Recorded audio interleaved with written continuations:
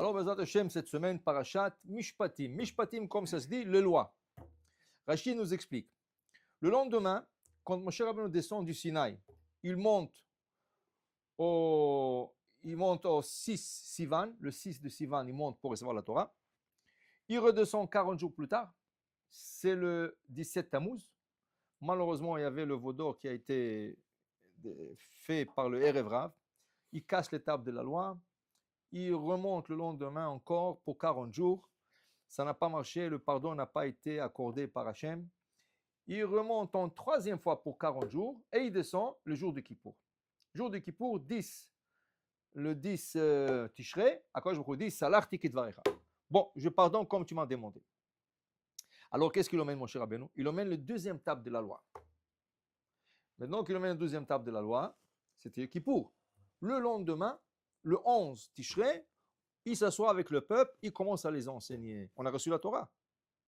Alors, qu'est-ce que tu vas dire? Ah, dans 3 jours, ça va être Sukkot. On n'a pas le temps. Non, non, non, non. On commence à étudier tout de suite. Parce que si tu attends, tu ne vas jamais étudier. Et si tu dis, non, pas maintenant, ok, l'après-midi, non, le soir, tu ne vas jamais étudier comme ça. Le lendemain, le Macharat, Yom Kippourim. Surtout dans les fêtes juives. Oui, c'est ça, Shabbat, Chag, on est fatigué, ce dimanche, toujours. Tu ne vas jamais étudier. Le Macharat, Yom Kippourim, le lendemain de Kippour, mon cher Rabbeinu s'assoit, tout le peuple avec lui, il commence à les enseigner. Mistama, ça doit être qu'il les a enseigné les lois de Sukkot. Kippour est passé, Rosh Hashanah est passé, Kippour est passé, qu'est-ce qui est arrivé? Qu'est-ce qui reste? Il reste le jour de Sukkot. Alors, il les a enseignés, la soukha, les loulav, les prières et tout ce qu'il faut. Okay? Et après, ensuite de suite. Parmi les lois qu'il les enseigne, il les enseigne les lois monétaires. Les litiges monétaires qui peuvent arriver, le loi monétaire qui doit à qui, comment. Alors, mon cher Rabbeinu s'assoit et il apprend un peu. Maintenant, il y a un proverbe qui se dit en français, mais c'est la même chose en hébreu, qui vole un œuf, vole un bœuf. Ce n'est pas important combien tu as volé. Ah, mais c'est rien qu'un œuf. C'est rien qu'un sou. Un sou, il peut t'emmener déjà en cours. Okay? C'est pas. Alors, on doit rendre mishpat. Mishpat, c'est justice. Ça veut dire que tu dois rendre la chose. Il y a des lois. Tu as rendu de toi-même, on t'a attrapé, combien il faut rendre. Tout ça, mon cher Rabbeinu s'assoit, il les enseigne, et c'est la paracha de cette semaine. Ce Shabbat, on va apprendre beaucoup de ces lois monétaires qui composent la troisième section du Shulchan Aruch qui s'appelle Hoshen Mishpat. Hoshen Mishpat, c'est les lois monétaires. Ok, on a Orach Chaim. Orach Chaim, c'est la vie quotidienne. Comment mettre les tifs, comment se réveiller le matin, Netilat Yadayim, Tefilim, Tzitzit, Tefilim, la prière, tout ce qui est quotidien. Après, tu as Yoredea, toutes les lois cachères, pas cachères. Okay? Et après, tu as Hoshen Mishpat et tu as Even Haezer. Alors, Moshe, il commence à étudier avec eux cette section. Maintenant, si partout on dit celui qui vole un œuf vole un bœuf, et la Torah nous le montre par la première loi. Par la première loi de la Torah, c'est déjà mentionné. Comment? Pas clairement en disant qui vole un œuf vole un bœuf, mais ça commence sur une loi qui s'appelle Eved Ivri, l'esclave hébreu. C'est quoi l'histoire de l'esclave hébreu? Malheureusement, un homme juif a volé. Il a été attrapé. Tout ce qu'on lui dit, monsieur, rends, qu'est-ce que tu as volé? Ah, je ne peux pas. J'ai pris ça au casino, j'ai joué, j'ai perdu l'argent. Comme ça, il dit. Okay? Oh, il a acheté quelque chose avec. Il ne peut pas rendre.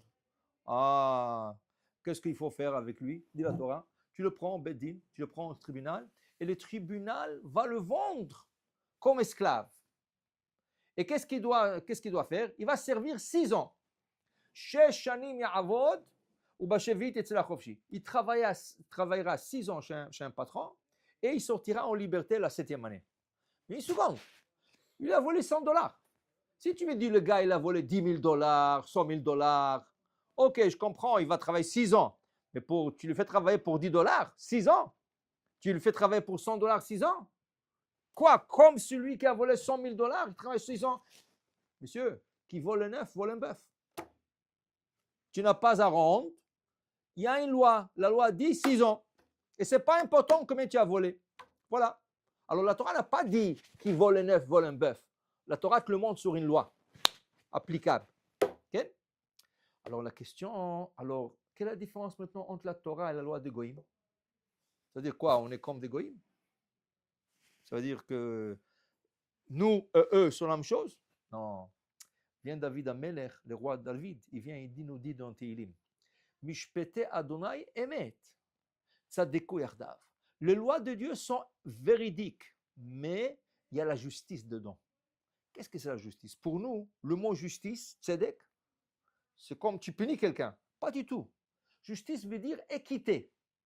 Équité veut dire tu donnes la chose juste.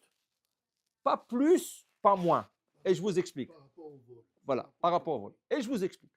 Voilà, quand on lit la Torah ce Shabbat, on va lire la Torah ce Shabbat, il y a une loi. Celui qui a volé une brebis, ou celui qui a volé un bœuf, un taureau, quelle est la loi qui s'applique? Alors voilà.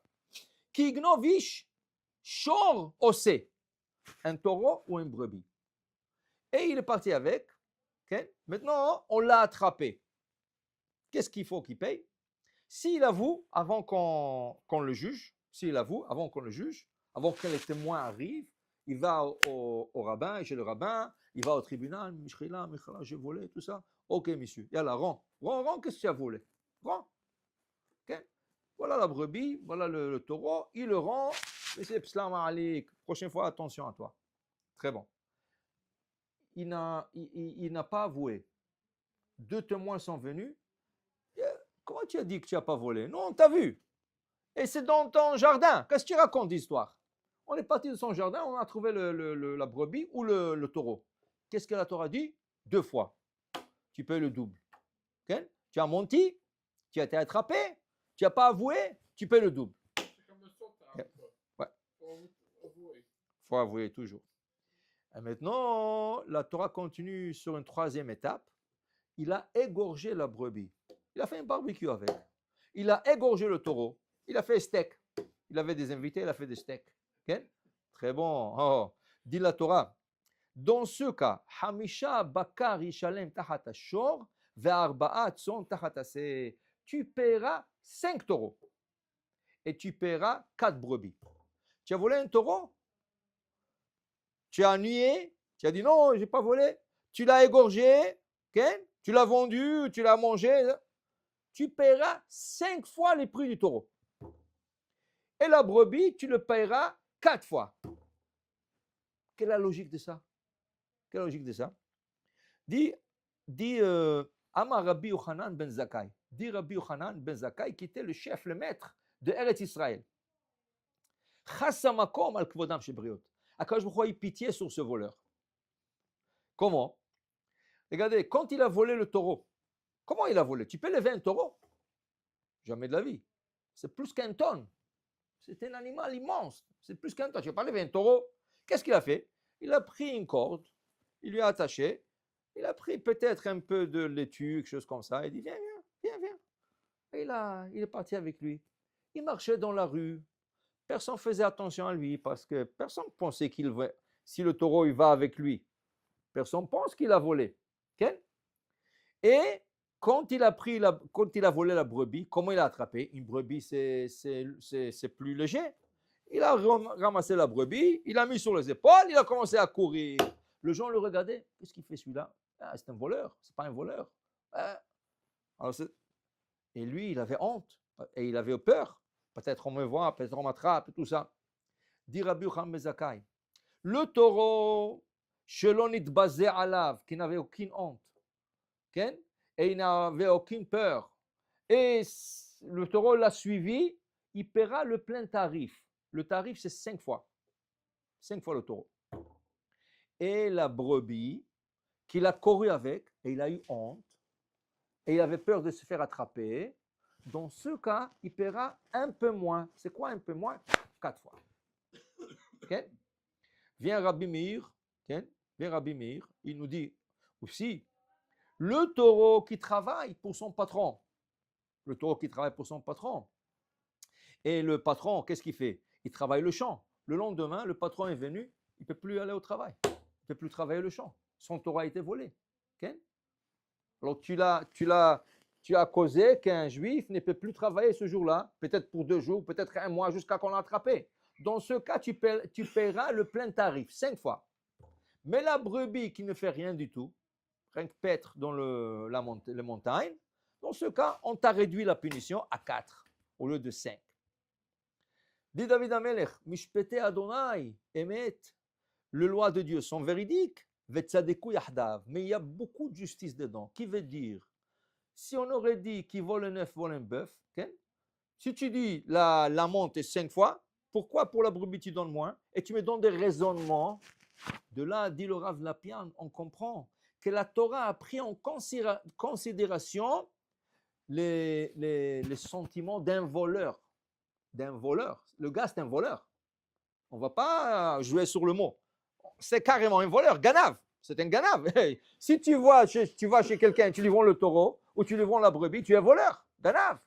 Mais un ganav, un voleur, il a aussi des sentiments. Alors on va prendre en considération, dit le Rav Lapian, que le taureau, tu n'avais pas honte, tu n'avais pas peur, tu as marché avec. Ça veut dire tu n'as rien senti. Ah, tu paieras le plein tarif 5 fois. Mais la brebis où tu as eu honte et peur et tout ce qui est associé à ça, la Torah réduit. Mais pourquoi? C'est un voleur. Qu'est-ce que ça nous regarde? Dans la loi civile, ils ne vont pas voir ça. Okay? Non. Ça découle yahdav. Il y a une justice. Et la justice doit se faire à point. Pas plus, pas moins. Dans ce cas, dit le Rav Lapian, la Torah nous enseigne ici que même un voleur, il faut le prendre en considération. Comme dit le roi Salomon, Al tavoz la ganav ki ignov. Il ne faut pas regarder, ça veut dire, il ne faut pas mal voir un voleur. Pourquoi quelqu'un va voler? Est-ce qu'il a la kleptomonie, une maladie mentale qui vole? Il y a des gens qui sont super riches, ils vont dans un magasin, ils volent. Pourquoi? Pas pour voler. C'est quelque chose ici, dans la tête. Okay? Kleptomonie. Est-ce que c'est une question que le gars n'a pas à manger? Le gars n'a pas à manger. Okay? Il ne peut pas supporter sa famille, alors il vole un peu pour pouvoir payer les dettes. Okay? Alors, à ta voix, le ganav, dit le roi Salomon, ne juge pas un voleur. Parce que tu ne sais pas pourquoi il vole. Okay? Ça veut dire, c'est un voleur. Non, aux yeux d'Akadosh Baruch Hu, c'est un homme. C'est un homme avec des motifs qu'on ne connaît pas. Je vais vous donner un exemple du Rabbi Ben Ishraï. Qu'est-ce qui l'a poussé à voler? Voilà. Je vais vous donner un exemple par Rabbi Ben Ishraï. Il y a un homme qui est devenu très riche à Bagdad. À Bagdad, il y a un homme qui est très riche. Un jour, il vient chez le Ben Ishraï, il dit, Rabbi, j'ai une question à vous poser. Il dit oui. Il dit, dans un de vos cours, vous avez enseigné Aleph, il est suivi par la lettre Bet. Et Gimel, la lettre Gimel, elle est suivie par la lettre Dalet. Et tu nous as enseigné, Aleph, c'est Emouna. Si tu fais tout droit et juste, tu auras le Bet qui suit. C'est quoi le Bet? Bet, c'est Beracha, la bénédiction. Beracha commence par la lettre Bet. Emouna, Aleph, Beracha. Mais si tu commences par Gimel, Gezel, tu voles, Daled, Dalut, la pauvreté qui te suit. Tu vas tout perdre et même ton argent, tu vas le perdre.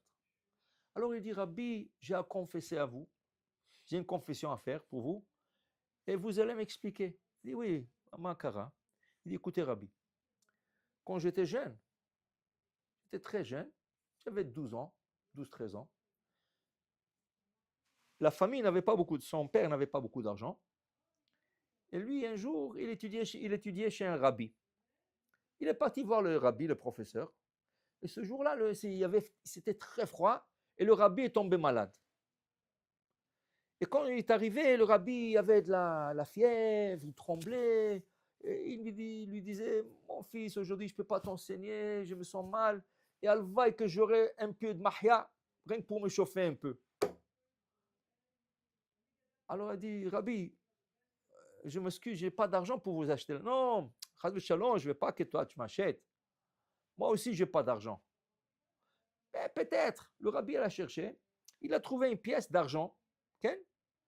qui pouvait acheter la mahia avec, mais le problème, la pièce était effacée. Et une pièce effacée, ça veut dire c'est hors utilisation. Je ne peux pas utiliser. Alors, j'ai dit à mon rave, mais donnez-moi la pièce. Mais qu'est-ce que tu vas faire avec? Non, Stam, je vais jouer avec. Vous n'avez rien à faire. Lui, il me l'a donné.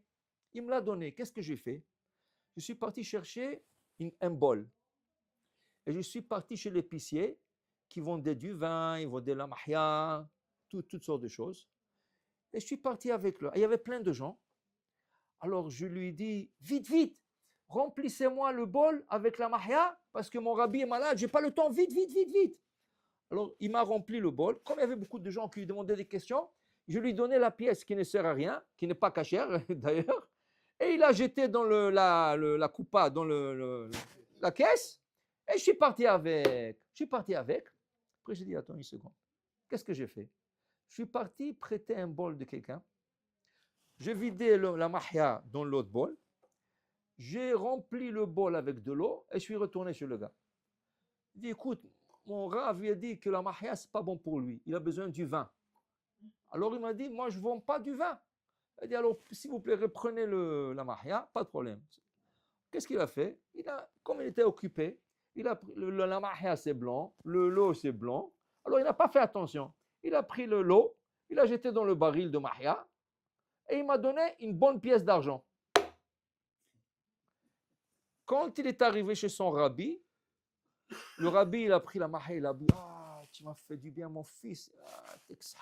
Alors, il est parti chercher et il a trouvé une pièce d'argent. Il dit, voilà mon fils, voilà, va payer la mahia. Maintenant, je me suis trouvé avec 2 pièces volées. La pièce que le rabbi m'a donnée, je n'ai pas payé. Alors, il m'a donné. Et en plus de ça, la pièce que je fais de l'eau. Qu'est-ce qu'il a... Tout de suite, il a dit qu'il se sentit mal. Il a volé.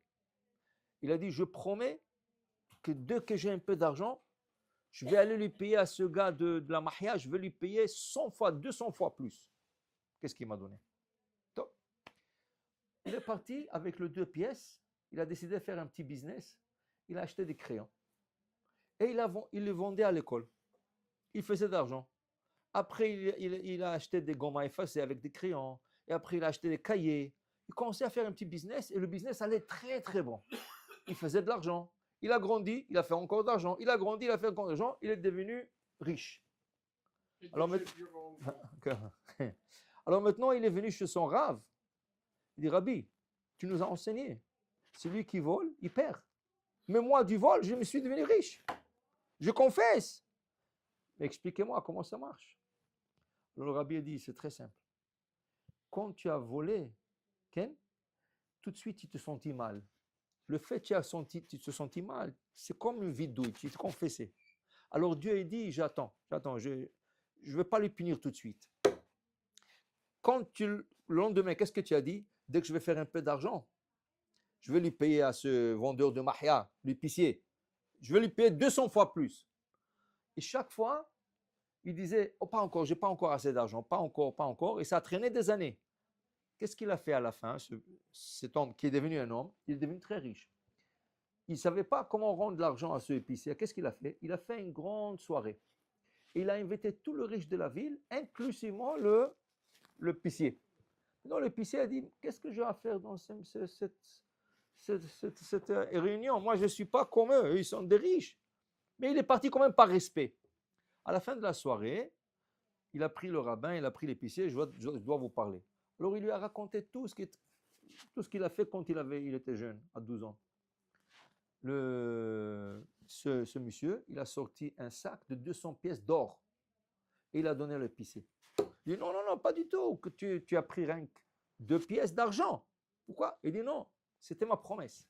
Je promis, dès que je deviens riche, je vous paye 200 fois plus. Okay? Alors le rav, il a dit voilà, tu vois, Dieu ne t'a pas puni tout de suite parce qu'il savait que tu avais des bonnes intentions, tu voulais guérir ton rabbin. Alors tu n'as pas fait ça pour voler. Tu comprends? C'est pour ça qu'on dit, justement, il dit, ne vois pas quelqu'un qui vole. Vois ses motifs, pourquoi il vole. Quel est son raisonnement, pourquoi il veut ça? Okay? Alors voilà que voilà que ce petit, il avait une bonne intention. Mais non, pour lui, ce n'était pas du vol parce qu'il pensait qu'il faisait une mitzvah, de s'occuper de son rave. Après qu'il a volé, il a reçu la deuxième pièce du rave. Qu'est-ce qu'il a dit? Je vais faire un peu d'affaires pour payer à l'épicier 200 fois plus. Alors encore, tu avais des bonnes intentions. Alors sache que ce n'est pas, tu ne rentres pas dans la catégorie de Gimel Daled, Gezel, vol, pauvreté. Tu ne rentres pas dans cette catégorie parce que tu n'as pas volé pour voler. Dans ta tête, qui était d'un petit enfant, tu as fait ça pour faire des mitzvot. C'est pour ça que Dieu t'a donné la chance et il t'attendait et il t'a même donné la chance de devenir riche. Alors ça veut dire que la Torah, qu'est-ce qu'elle fait? Elle prend en considération un voleur. Pourquoi il a volé? Non, on ne peut pas savoir. Non, on ne peut pas savoir. Alors nous, on dit qui vole un œuf, vole un bœuf. Et tu vas payer 6 ans, tu vas travailler 6 ans pour. Mais quand la Torah va prendre certaines choses en perspective, elle va te dire non, non, non, une seconde. Tu as volé une brebis, tu as volé un taureau. Pour la brebis, tu paieras 4 fois, pour le taureau, 5 fois. Pourquoi? Il y a des raisonnements, on prend en considération. Ça veut dire que Mishpete Adonai Emet, le jugement d'Hachem est juste, ils sont véridiques. Mais Tzadeku Yahdav, avec la justice, avec la punition, il y a aussi la justice. Et la justice, c'est l'équité. Qu'est-ce que c'est Tzedaka? Qu'est-ce que c'est Tzedaka? Tzedaka, c'est Tzedek. Qu'est-ce que c'est Tzedek? Il y a un riche, il y a un pauvre. Alors tu veux donner, que le riche donne un peu à un pauvre pour le remonter, pour faire une balance dans le monde. Tzedek, Tzedaka. Alors tout ça, Moshe Rabbeinu est en train de les enseigner le lendemain de Kippour. Okay? Qu'est-ce qu'on te dit? Kippour peut te pardonner sur des mitzvot ou des averot plutôt, des péchés que tu as fait entre toi et Hachem. Tu n'as pas respecté le Shabbat, tu as mangé non kosher, tu as fait tout ce que tu as fait entre toi. Mais Hachem te dit, avec moi, tu peux t'arranger. Mais qu'est-ce qui se passe avec ton ami? Okay? Va t'arranger avec lui. Tu as volé de lui, va lui demander pardon. Tu l'as frappé à lui, va lui demander pardon. Okay? Alors, Dieu il veut qu'il y ait de justice et de l'équité. Et c'est pour ça que l'étape de la loi, c'est divisé en 5 et 5. Tu as 5 commandements. Je suis Dieu, ton éternel. Tu n'auras pas des autres dieux. Tu ne mettras pas le nom de Dieu en vain. Tu respecteras, tu garderas le Shabbat et tu respecteras tes parents. C'est un côté. L'autre côté, ne tue pas, ne vole pas, n'envie pas, ne prends pas la femme de l'autre, et ne monte pas il ne faut pas mentir dans la justice, et il ne faut pas envier la femme ou le taureau ou la maison de l'autre. Okay? Pour dire que les deux sont en balance. C'est pour ça 5 et 5, pour dire que tu t'arranges avec Dieu, c'est bon, mais tu dois t'arranger avec aussi ton ami. Okay? Et c'est pour ça que la Torah nous donne cette semaine plein de lois monétaires, plein, okay? Qui composent une grande partie de notre Shulchan Aruch, Choshen Mishpat. Mais pour dire toujours, une personne doit savoir que dans le monde, il y a injustice. Okay? Tu voles, quand je peux te le prendre. Et si tu ne l'as pas repris, il y a une raison. Lui, il sait pourquoi. Okay? Tu vois des gens qui sont devenus riches du vol. Ils ont triché dans le business, ils ont volé, tu dis, comment Hachem laisse tout ça faire? Okay? Ne rentre pas dans tout ça. Tu comprendras jamais. Ça, c'est les cheshbonot de Shamaim. Ça, c'est Dieu qui a des cheshbon. Okay? Parce que des fois, hein, quand quelqu'un, il profite de quelqu'un, il se peut que dans l'autre monde, ils sont venus déjà tous les deux dans une réincarnation.